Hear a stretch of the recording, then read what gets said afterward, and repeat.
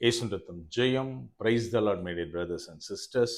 இந்த நாள்லையும் ஆவியானவர் நம்மோடு கூட இருந்து நம்மளை வழி நடத்தி கொண்டிருக்கிறதற்காய் அவரை துதிக்கிறேன். இந்த நாளில் நம்ம எல்லாருமே கிறிஸ்மஸ் சந்தோஷமாக செலிப்ரேட் பண்ணிட்டு இருக்கோம். எல்லாருக்கும் இனிய கிறிஸ்மஸ் நல்வாழ்த்துக்கள். அதாவது ஒரு பக்கம் நம்ம இன்னைக்கு நிறைய பேர் பார்த்துருப்போம், நார்த் இந்தியாவில் நிறைய இடங்கள்ல கிறிஸ்மஸை செலிப்ரேட் பண்ண விடாதபடிக்கு ஜனங்களை நிறைய பேர் ஸ்டாப் பண்றாங்க. இது ஒரு பக்கம் இருக்கு. நாம தேவன் நம்மளுக்கு ஓப்பன் டோர்ஸ் தந்திருக்கிறாரு. கிறிஸ்மஸை நல்லா என்ஜாய் பண்ணி செலிப்ரேட் பண்ணிட்டு இருக்கோம். அதற்காய் தேவனை துதிக்கிறேன். இந்த நாள்லையும் கூட நம்மள நிறைய பேர், அதாவது கிறிஸ்தவர்களே நிறைய பேர் என்ன சொல்றாங்க அப்படின்னா, கிறிஸ்மஸ்லாம் நம்ம கொண்டாடக்கூடாது பிரதர். அதாவது அதுக்கு நம்ம வீணா காசு செலவு பண்ணி டைம் ஸ்பெண்ட் பண்ணி என்னென்னமோ பண்ணிட்டு இருக்கோம். இதுக்கு நமக்குள்ளே செலிப்ரேட் பண்ணக்கூடாது. மாறாக மற்றவர்கள், அதாவது கிறிஸ்துவை அறியாதவர்களுக்கு கிறிஸ்துவனுடைய சுவிசேஷத்தை சொல்லணும் அப்படின்னு சொல்லிட்டு இருக்காங்க. நான் அதாவது என்னோட ஒரு சிம்பிள் ஒரு தாட்டை நான் சொல்ல ஆசைப்படுறேன். நான் பிப்ளிக்கலா ஒரு பெரிய ஸ்காலர் அப்படிலாம் கிடையாது. மாறாக நான் என்ன நினைக்கிறேன் அப்படின்னா, நம்ம வீட்டில் நம்மளுக்கு பர்த்டே வரும், நம்ம பசங்களுக்கு பர்த்டே வரும், நம்ம ஒய்ஃப்க்கு பர்த்டே வரும், இன்னும் நம்ம கூட இருக்கவங்க யாருக்காவது ஒருத்தருக்கு பர்த்டே வந்தா நம்ம என்ன பண்ணுவோம் இந்த நாட்கள்ல அப்படின்னா, யாராவது ஏழைங்க ஏதாவது ஒரு ஹெல்ப் பண்ணுவோம். இன்னும் ஆர்ஃபனேஜஸ்க்கு போயிட்டு அவங்களுக்கு ஃபுட்டு கொடுத்து அவங்க கூட செலிப்ரேட் பண்ணுவோம். ஆனாலும் நம்ம வீட்டில் என்ன பண்ணுவோம் அப்படின்னா, நாம ட்ரெஸ் எடுப்போம், கேக் கட் பண்ணுவோம், இன்னும் ஸ்வீட்லாம் கொடுத்து ஒரு செலிப்ரேஷன் இருக்கத்தான் செய்யும். அதை போலத்தான் நான் நினைக்கிறேன், இயேசு கிறிஸ்துடைய நற்செய்தியை, சுவிசேஷத்தை இந்த நாட்களில் மற்றவங்களுக்கும் சொல்றோம், நாமளும் கூட சேர்ந்து என்ஜாய் பண்றோம். இதுல எந்த தப்பும் கிடையாதுன்னு நான் நினைக்கிறேன். ஒருத்தர் அழகாக சொல்லுவார், எப்படி அப்படின்னா, நாம கிறிஸ்துவனுடைய பிறந்த நாளை கொண்டாடல, மாறாக அவரது பிறப்பை கொண்டாடுகிறோம் அப்படின்னு. இது எவ்வளவு பெரிய உண்மை!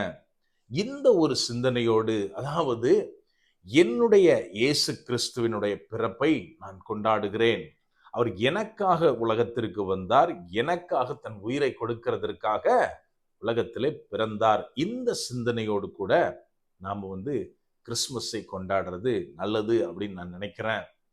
இந்த நாள்ல கூட ஆவியானவர் உணர்த்தின காரியம், பிறந்தவரை மறந்து விடாதிருப்போம். அதாவது இன்னைக்கு அநேகர் சொல்ற காரியம் என்ன தெரியுமா?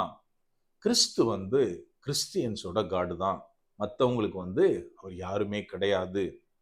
இன்னும் நிறைய பேர் என்ன சொல்றாங்கன்னா, அவர் அதாவது பிற ஒரு குறிப்பிட்ட மதத்தை சேர்ந்தவர்கள், அவங்க என்ன சொல்றாங்க அப்படின்னா, அவரும் ஒன் ஆஃப் த ப்ராஃபட் அப்படின்றாங்க. இன்னும் நிறைய வரலாற்று ஆசிரியர்கள் என்ன சொல்றாங்க அப்படின்னா, கிறிஸ்துவன் ஒருத்தர் பிறந்ததற்கான நிறைய சான்றுகள் இருக்கிறது, ஆனால் அவர் தெய்வம் கிடையாது, அதாவது தேவன் கிடையாது அப்படின்னு சொல்றவங்களும் இன்னைக்கும் நம் மத்தியில இருக்கிறார்கள். என்னோடு கூட சேர்ந்து வாசியுங்கள். லூக்கா எழுதின சுவிசேஷம் அதிகாரம் 2 வசனம் 10, 11. தேவதூதன் அவர்களை நோக்கி, பயப்படாதிருங்கள், இதோ எல்லா ஜனத்துக்கும் மிகுந்த சந்தோஷத்தை உண்டாக்கும் நற்செய்தியை உங்களுக்கு அறிவிக்கிறேன். இன்று கர்த்தராகிய கிறிஸ்து என்னும் இரட்சகர் உங்களுக்கு தாவீதின் ஊரில் பிறந்திருக்கிறார். இங்க என்ன சொல்லப்பட்டுள்ளது அப்படின்னா, தூதன் என்ன சொல்றான், அங்க இருந்தவர்களை பார்த்து, முதல்ல என்னை பார்த்து பயப்படாதீங்க, உங்களுக்கு, அதாவது எல்லா ஜனத்துக்கும் ஒரு சந்தோஷமான நற்செய்தியை உங்களுக்கு நான் கொண்டு வர்றேன் அப்படின்னு சொல்லிட்டு அடுத்து சொல்றாரு, இயேசு கிறிஸ்து என்னும் இரட்சகர் தாவீதின் ஊராகிய பெத்லகேம்ல பிறந்திருக்கிறார் அப்படின்னு. இங்க நல்லா ஒண்ணு புரிஞ்சுக்கணும், இந்த சமூகத்தினுடைய கீழ்நிலையில இருக்கிற உங்களுக்கு இரட்சகர் பிறந்திருக்கிறார் அப்படின்னு தூதன் சொன்னாரா? கிடையாது. மாறாக இயேசு கிறிஸ்து யூத குலத்தில் தோன்றினார், சோ யூதர்களின் இரட்சகர் அப்படின்னு சொன்னாரா? கிடையாது. இஸ்ரவேலராகிய தன்னுடைய சொந்த ஜனங்களை மீட்பதற்காக தேவன் உலகத்திற்கு அனுப்பின இயேசு கிறிஸ்து, சோ இஸ்ரவேலருடைய இரட்சகர் அப்படின்னு சொன்னாரா? கிடையாது. மாறாக அங்கே தூதன் சொன்ன காரியம் எல்லா ஜனங்களுக்கும் ஒரு சந்தோஷமான நற்செய்தி அப்படின்னு சொல்லி இயேசு கிறிஸ்துடைய பிறப்பின் செய்தி அறிவிக்கப்படுகிறது. அப்படியானால் இன்னைக்கு அநேகர் சொல்றாங்க, இயேசு கிறிஸ்து எங்களுடைய தேவன் கிடையாது. எனக்கு நண்பாளவர்களே, நல்லா புரிஞ்சுக்கணும். இங்கே சொல்லப்பட்டுள்ளது எல்லா ஜனங்களுக்கும். அப்படியானால் நம்ம இயேசு கிறிஸ்துவை தெரிந்தவர்களா இருந்தாலும் சரி, இயேசு கிறிஸ்துவை குறித்து எதுவும் அறியாதவர்களா இருந்தாலும் சரி, பைபிளை தூக்குறவனா இருந்தாலும் சரி, பைபிளை பத்தி எதுவும் தெரியாதவனா இருந்தாலும் சரி, எல்லாருக்காகவும் தான் இந்த நற்செய்தி. அதாவது இயேசு கிறிஸ்து இந்த உலகத்திலே பிறந்தார். அந்த இயேசு கிறிஸ்துவை குறித்து இன்னைக்கு உலகத்துல நம்ம என்ன நினைக்கிறோன்றத பார்க்கறதுக்கு முன்னாடி, இயேசு கிறிஸ்துவோடு கூட இருந்தவர்கள் என்னெல்லாம் நினைச்சிருப்பாங்க நம்ம கொஞ்சம் யோசிக்கணும்.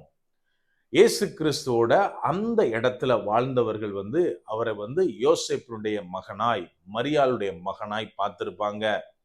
அவர் ஏஜ் குரூப்ல இருந்த பசங்க தன்னோட ஃப்ரெண்ட்ஸா பார்த்திருப்பாங்க. இயேசுவோடு கூட பிறந்த சகோதர சகோதரிகள் ஒரு அண்ணனா பார்த்திருப்பாங்க.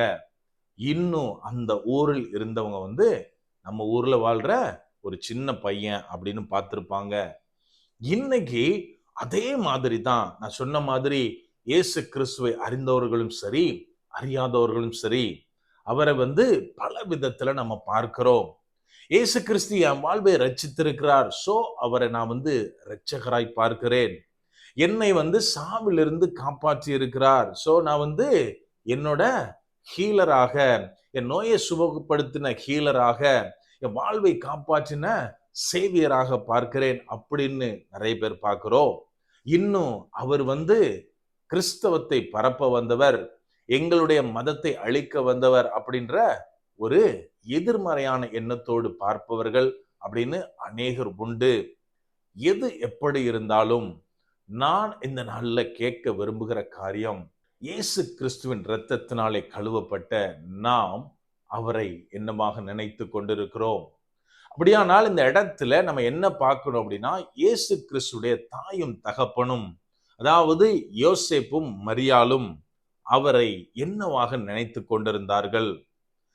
அவங்களுக்கு அநேக நேரத்துல அநேகர் மூலமாக இயேசு கிறிஸ்துவை குறித்து அறிவிக்கப்பட்டது.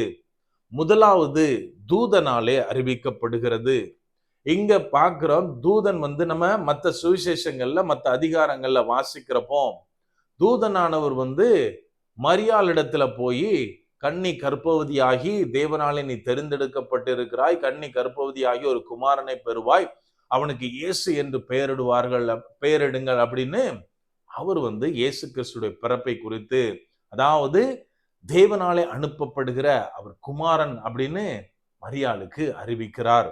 இன்னொரு பக்கம் பார்த்தா யோசேப்பினிடத்தில் தேவதூதன் என்ன சொல்றார் அப்படின்னா, நீ எந்த விதத்திலையும் டவுட் பண்ணாத, மரியாளை தள்ளிவிடாதே, அவளை சேர்த்துக்கொள், ஏனென்றால் அது பரிசுத்த ஆவியானவரால் உண்டாயிருக்கிறது அப்படின்னு யோசேப்புக்கு தூதனாலே அறிவிக்கப்படுகிறது.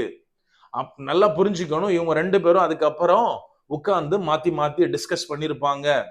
என்கிட்ட ஒரு தூதன் இப்படி சொன்னார் அப்படின்னு மரியாள் சொல்லியிருப்பாங்க. உடனே அவர் சொல்லியிருப்பாரு, சேம் இதே கண்டென்ட் என்கிட்ட ஒரு தூதன் பேசினாரு, சோ நம்ம கன்ஃபார்ம் பண்ணிக்கலாம், இது தேவனாலே அனுப்பப்பட்ட தூதன் தான், நமக்கு பிறக்க போகிறது, நம்ம இடத்தில் ஒப்புவிக்கப்பட்டிருக்கிறது தேவனுடைய குமாரன் தான் அப்படின்னு ரெண்டு பேரும் கண்டிப்பா பேசி இருந்திருப்பாங்க. இன்னொரு காரியம், எலிசபெத் மரியாளை எப்படி வாழ்த்துறாங்க அப்படின்னா, ஸ்திரீகளுக்குள்ளே ஆசிர்வதிக்கப்பட்டவளே, உன் கர்ப்பத்தின் கனி ஆசிர்வதிக்கப்பட்டது, என் ஆண்டவருடைய தாயார் என்னிடத்தில் வர நான் என்ன பாக்கியம் பண்ணிருக்கேன் அப்படின்னு சொல்லிட்டு சொல்றாங்க, என் வயிற்றுல இருக்கிற குழந்தை உன் வார்த்தைய, உன்னுடைய வாழ்த்துதலை கேட்ட உடனே அது சந்தோஷத்தால துள்ளிற்று அப்படின்னு. அப்படியானால் இந்த இடத்துல மரியாளுக்கு இன்னொரு ரீகன்ஃபர்மேஷன் கொடுக்கப்படுது, வயிற்றுல இருக்கிறது தேவனுடைய பிள்ளை. அத எலிசபெத் மூலமாக அங்க கன்ஃபார்ம் பண்ணப்படுகிறதை பார்க்கிறோம்.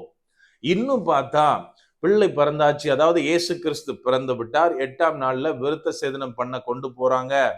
அப்ப நம்ம என்ன பார்க்கிறோம்னா, அங்கே ஆலயத்துல சிமியோன் என்று ஒருவர் இருக்கிறார், வயது முதிர்ந்த காலத்துல ஆவியானவராலே நடத்தப்படுகிறவர், தேவனுக்கு பயந்து நடக்கிறவர். அவர் ஆவியானவர் என்ன சொல்லியிருக்கிறார் அப்படின்னா, இரட்சணியத்தை, அதாவது கிறிஸ்துவை, தேவனுடைய கிறிஸ்துவை நீ காணும் முன்னே மரணம் அடைய மாட்டாய் அப்படின்னு ஆவியானவராலே செய்தி தரப்பட்டவர். இவர் சொல்றாரு, குழந்தையை, அதாவது இயேசு கிறிஸ்துவை கையில வாங்கி அவர் சொல்றாரு, இரட்சணியத்தை என் கண்கள் கண்டது அப்படின்னு. என கண்மானவர்களே, இது யாரு கேட்டுட்டு இருக்கா? இயேசு கிறிஸ்துடைய தாயும் தகப்பனும் கேட்டுட்டு இருக்காங்க. சோ அவங்களுக்கு தெரியும் இது தேவனாலே தரப்பட்ட தேவனுடைய குமாரன் அப்படின்னு. அதே இடத்துல பார்க்கிறோம், அந்த ஆலயத்துல 5 வயதான அன்னாள் என்கிற ஒரு ஸ்திரியை பார்க்கிறோம். அவங்க வயசான காலத்துல யாரெல்லாம் ரட்சிப்புக்காக, மீட்புக்காக காத்திருந்தார்களோ அவங்க கிட்ட இயேசு கிறிஸ்துவை குறித்து புகழ்ந்து பேசினார்கள் அப்படின்னு பார்க்கிறோம். இது எல்லாத்தையும் கேட்டுட்டு இருக்கிறதுனால இயேசு கிறிஸ்துடைய தாய்க்கும் தகப்பனுக்கும், அதாவது மேரிக்கும் ஜோசப்புக்கும் தெரியும், இவர் நமக்கு தரப்பட்ட பிள்ளை தான், நம்முடைய பிள்ளை கிடையாது, மாறாக இது தேவனுடைய குமாரன் அப்படின்னு. அப்படியானால் ஒரு தேவனுடைய குமாரனை என் கையில தந்திருக்கிறார் ஆண்டவர் அப்படின்னா, நான் அவரை எவ்வளவு பத்திரமா பார்த்துக்கணும். இவங்க 2 பேரும் பத்திரமா பார்த்துக்கிட்டாங்களா அப்படின்னா கிடையாது. இன்றைக்கு இவங்கள மாதிரி தான் நமக்கும் தெரியும், இயேசு கிறிஸ்து என்னை மாற்ற வல்லவர், என்னை காப்பாற்ற வல்லவர், என்னை நடத்த வல்லவர், எல்லாமே அவரால் செய்ய முடியும். என் குடும்பத்தை ரட்சிக்க வல்லவர், என் குடும்பத்தை பாதுகாக்க கூடியவர், என் நாட்டை அவரு ஆசிர்வதிக்க முடியும். இது எல்லாம் தெரிந்தாலும் இயேசு கிறிஸ்துவை நாம் தொலைத்து விட்டு தேடிக்கொண்டு இருக்கிறோமா, அல்லது அவரோடு கூட இருக்கிறோமா? நம்ம கொஞ்சம் யோசிக்கணும். நம்ம அதை எங்க பார்க்கலாம் அப்படின்னா, லூக்கா எழுதின சுவிசேஷம் அதிகாரம் 2:41 வசனத்துல இருந்து நம்ம தொடர்ந்து வாசித்தா நமக்கு இந்த காரியம் புரியும். அதாவது அங்கே இயேசு கிறிஸ்துடைய தாயும் தகப்பனும் தங்களுடைய பஸ்கா பண்டிகையை ஆசரிப்பதற்காக எருசலேம் தேவாலயத்திற்கு போறாங்க. வருஷத்துக்கு ஒரு தடவை போய் பலி செலுத்தணும், இது அவங்களுடைய கடமைகளில் ஒன்று. இப்போ இங்க இயேசு கிறிஸ்துவோடு போகிறார்கள். ஆனால் அங்கே வசனத்தை தொடர்ந்து வாசிக்கும் போதுல தெரியும், தேவாலயத்திலிருந்து, அதாவது எருசலேமிலிருந்து ரிட்டர்ன் ஊருக்கு போறாங்க. அப்போ ஒரு நாள் பிரயாண தூரம் நடந்த பின்பு அவங்க தேடி பார்க்கறாங்க, இயேசு கிறிஸ்து அவங்களோட இல்ல. நம்ம கொஞ்சம் யோசிக்கணும். நாம இன்னைக்கு இந்த மாதிரி தான் நிறைய நேரத்துல இயேசு கிறிஸ்துவோடு கூட நான் நடக்கிறேன், என் கூட அவர் வந்துட்டு இருக்கிறாரு, ஆவியானவர் என்னை வழி நடத்திட்டு போறாருன்னு நினைச்சு நம்ம புறப்பட்டு போறோம். ஆனால் ஒரு சர்டன் ஏரியா வந்ததுக்கு அப்புறம் ஏதோ ஒரு காரியத்துல என்னன்னா எனக்கு பதில் வரல, என்ன இந்த இடத்துல ஏதோ தப்பா நடந்த மாதிரி இருக்கு, என் மனசுக்கு சரியே இல்லைன்னு நம்ம அப்பதான் தேடி பார்த்தா அந்த இடத்துல நம் ஆவியானுடைய சத்தத்தையும் கேட்க முடியல, தேவனுடைய பிரசன்னத்தையும் உணர முடியாமல் இருக்கிறோம். நம்ம கொஞ்சம் நல்லா புரிஞ்சுக்கணும் இது எப்படி நடந்தது. ஒரு உதாரணத்துக்கு, நாம ஒரு ஊர்ல நேட்டிவ்ல ஒரு திருவிழாவுக்கு போறோம். அப்போ வேர்ல்ட்ல நம்பர் 1 பணக்காரராகிய பில்கேட்ஸ் எடுத்துப்போம். ஒரு எக்ஸாம்பிளுக்கு சொல்றேன். பில்கேட்ஸ் அவருடைய பிள்ளையை, என் பையனை நீங்க கூட்டிட்டு போங்க, உங்க கூட வச்சுக்கோங்க, திருவிழாவுக்கு போகும்போதுல கூட்டிட்டு வாங்கன்னு சொன்னா நம்ம அந்த பிள்ளைய எப்படி பார்த்துப்போம்? அதாவது நல்லா புரிஞ்சுக்கணும், அவ்வளோ பெரிய மனுஷன் என்னை நம்பி இந்த காரியத்துல பிள்ளைய ஒப்படைச்சிருக்கிறார் அப்படின்னா, நான் கிளம்புறதுல இருந்து பிள்ளை மேலேயே கண்ணா இருப்பேன், கையை பிடிச்சுக்கிட்டே தான் நடப்பேன், விடவே மாட்டேன். அந்த இடத்துல ஒரு ஃபங்க்ஷனுக்கு போறோம், ஒரு ஃபெஸ்டிவலுக்கு போறேன்னா அந்த இடத்துல என்ன நடந்தாலும் சரி, நடக்காட்டியும் சரி, அந்த இடத்துல என்ன ப்ராப்ளம் வந்தாலும் சரி, நான் இவன் மேலதான் கண்ணா இருப்பேனே ஒழிய வேற எதையுமே நான் மைண்ட் பண்ண மாட்டேன். ஏன் அப்படின்னா அந்த பிள்ளையினுடைய மதிப்பு எனக்கு தெரியும், என் ரெஸ்பான்சிபிலிட்டி என்ன அப்படின்னு நான் நன்றாக அறிந்திருக்கிறேன். அதனால அந்த காரியத்தை சரியா செய்வேன். இங்கே அவங்களுக்கு நல்லா தெரியும், தேவனாலே தரப்பட்ட தேவனுடைய குமாரன் இயேசு கிறிஸ்து நம்ம பிள்ளை கிடையாது, நம்மளுடைய பாதுகாப்புல தரப்பட்டு இருக்கிறார் அப்படின்னு தெரிஞ்சும் அந்த பிள்ளை மேல அவங்க கவனமா இல்ல. என்ன நடந்திருக்கும் அப்படின்னா, ஒருவேளை நான் நினைக்கிறேன் இயேசுவோட தான் அந்த பஸ்கா பண்டிகைக்கு அவங்க போயிருப்பாங்க. போய் அவரை பார்த்துட்டே தான் இருந்திருப்பாங்க, பையன் என்ன பண்றான், எந்த ஃப்ரெண்டோட நிக்கிறான், எதுல நின்று பேசிட்டு இருக்கு, எல்லாம் பார்த்துட்டு இருந்திருப்பாங்க. ஆனால் கொஞ்ச நேரத்துல அவங்க பார்வை எங்க மாறி இருக்கும் அப்படின்னா, ஒவ்வொருத்தரும் அவங்களுக்கு தெரிஞ்சவங்க ரொம்ப நாளைக்கு முன்னாடி பார்த்த ரிலேட்டிவ்ஸ்லாம் அங்க மீட் பண்ண ஆரம்பிச்சிருப்பாங்க. இன்னும் விழாவை பார்த்து கொண்டிருந்திருப்பார்கள். சில வான வேடிக்கை கூட அங்க நடந்திருக்கும். அத பார்த்திருக்கலாம் மேபி. இன்னொன்னு, பலி செலுத்துறதுல அவங்க கவனமா இருந்திருக்கலாம். காணிக்கைகளை கொண்டு போய் கொடுக்கிறதுல அவங்க தங்களுடைய கவனத்தை செலுத்தி இருக்கலாம். இது எல்லாத்துலயும் அவங்க பார்வை போனதுனால அவங்க எதை மறந்துட்டாங்க அப்படின்னா, தங்களோடு வந்த தங்களுடைய பிள்ளையாகிய இயேசுவை மறந்து விட்டார்கள்.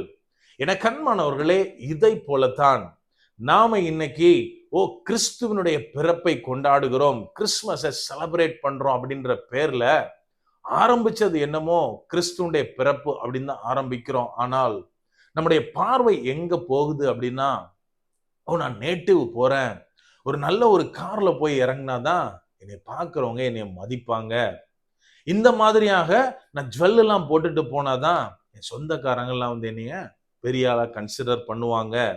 இன்னும் நல்ல பயங்கரமா ட்ரெஸ், சூட்டா இருக்கட்டும், பட்டு சேலையா இருக்கட்டும், இந்த மாதிரியா காஸ்ட்லியான ட்ரெஸ்ஸஸ் போட்டுட்டு போனாதான் பார்க்கிறவங்க என்னைய மதிப்பாங்க அப்படின்னு நம்முடைய பார்வை, நம்முடைய கவனம் கிறிஸ்துவுடைய பிறப்பில் இருந்து மற்ற உலகம் சார்ந்த காரியங்களுக்கு மாறுகிறது.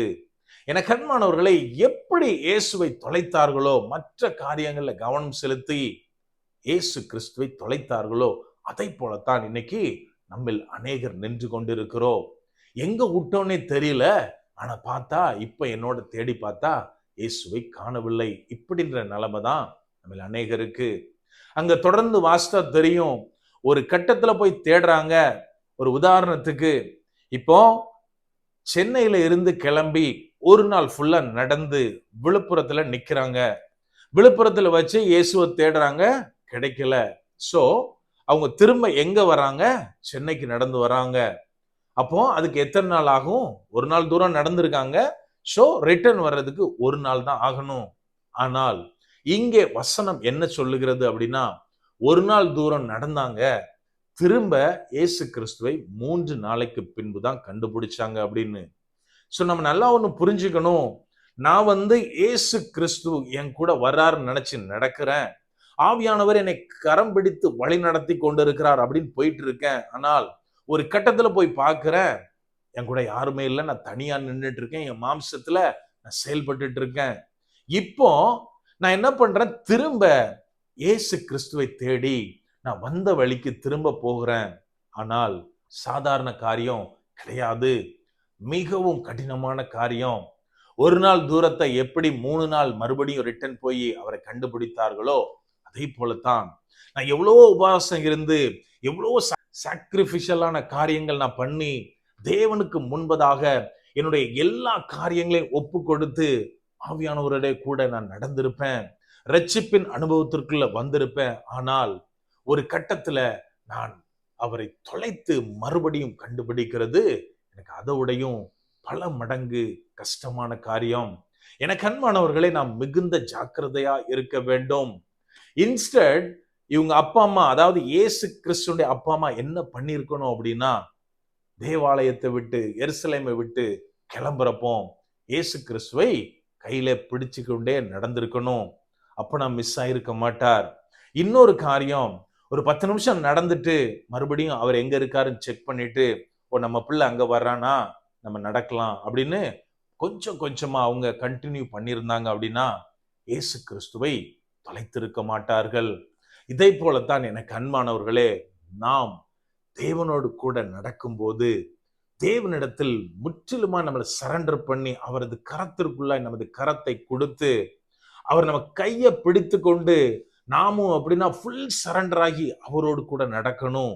அப்போ அவரை விட்டு விலகாதிருப்போம். அப்படி இல்லையா, நம்ம கொஞ்சம் தூரம் போய் நடந்துட்டு மறுபடியும் செக் பண்ற மாதிரி ஒவ்வொரு நாளும் நைட்டு நான் படுக்கிறதுக்கு முன்னாடி நான் யோசிக்கணும், இன்னைக்கு ஃபுல்லா நான் என்ன செஞ்சேன்? இயேசுவுக்கு பிரியமில்லாத ஏதாவது ஒரு காரியம் நான் செஞ்சேனா, தேவன் விருப்பப்படாதத ஏதாவது ஒண்ணு நான் பண்ணியிருக்கேனா அப்படின்னு நம்மளை பலிபீடத்துல வச்சு சோதிச்சு பார்க்கணும். நான் எப்போ ஏதாவது ஒரு காரியம் சரியில்லாதது அப்படின்னு ஃபைன் பண்றனோ, இம்மிடியட்டா அந்த காரியத்துல இருந்து நம்ம மனம் திரும்பணும்.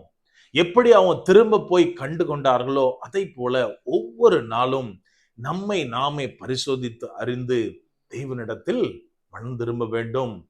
இப்படி நாம் செய்யும்போது மாத்திரமே பிறந்தவரை தொலைத்து விடாதிருப்போம். அப்படியே கண்களை மூடுவோமா? அன்பான ஆண்டவரே, இந்த நேரத்திலே அப்பா உம்மை நோக்கி பார்க்கிறோம். ஆவியானவர், நீர் எங்களோட இருக்கிறீர், அதற்காய் நன்றி செலுத்துகிறோம். அப்பா, இந்த நாள்லையும் கூட தகப்பனே, நாங்கள் உமது பிறப்பை கொண்டாடி கொண்டிருக்கிறோம் அப்பா. அப்பா, எங்களை நீங்க ஆசீர்வதிச்சு இந்நாள் வரைக்கும் எங்களை நடத்தி கொண்டு வருகிறீர். அந்த மேலான கிருபைக்காய் நன்றி தகப்பனே.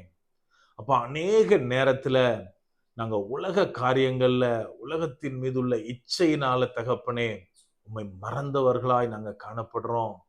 அப்பா, எங்கெங்கேயோ உங்களை தொலைச்சிட்டு தகப்பனே, தனியா நடக்கிற அனுபவத்துல எங்கள நிறைய பேர் இருக்கோம் தகப்பனே. ஆவியானவரே, நாங்கள் ஒவ்வொருத்தரும் அப்பா மனம் திரும்ப மறுபடியுமாய் உம்மிடத்துல வந்து சேர எங்களுக்கு நீங்க கற்றுத்தாங்க. அப்பா, எங்கள் இருதயங்களை சோதித்து அறிகிறவரே, இந்த நேரத்துல தகப்பனே, ஏதாவது ஒரு காரியம் எங்களுக்குள்ளே உமக்குள்ளாய் இருக்கிற அந்த ரிலேஷன்ஷிப்பை பிரேக் பண்ற மாதிரி, எங்களுடைய வழியை மாற்றுகிற மாதிரி ஏதாவது ஒரு காரியம் இருந்தா, ஆவியானவரே, அதை தூக்கி போட எங்களுக்கு நீங்க உதவி செய்யுங்க. அப்பா, இந்த நாளுக்காய் நன்றி தகப்பனே. இந்த நாள்ல ஒவ்வொருத்தர் வீட்டிலையும் தகப்பனே, உமது பிறப்பின் சந்தோஷம் அவங்க மத்தியில இருக்கணும். உமது சமாதானம் அவங்க வீட்டுக்குள்ள தங்கணும் தகப்பனே. ஆவியானவரே, ஒவ்வொருவரையும் நீர் ஆசீர்வதிங்க. நீங்க பலப்படுத்துங்க. முற்றிலுமா எங்களை தாழ்த்தி ஒப்பு கொடுக்கிறோம். பலப்படுத்தி ஆசீர்வதிங்க. மீட்பர் இயேசுவின் மூலம் ஜெபிக்கிறோம். ஜெபம் கேளும் எங்கள் நல்ல பிதாவே. ஆமென். God bless.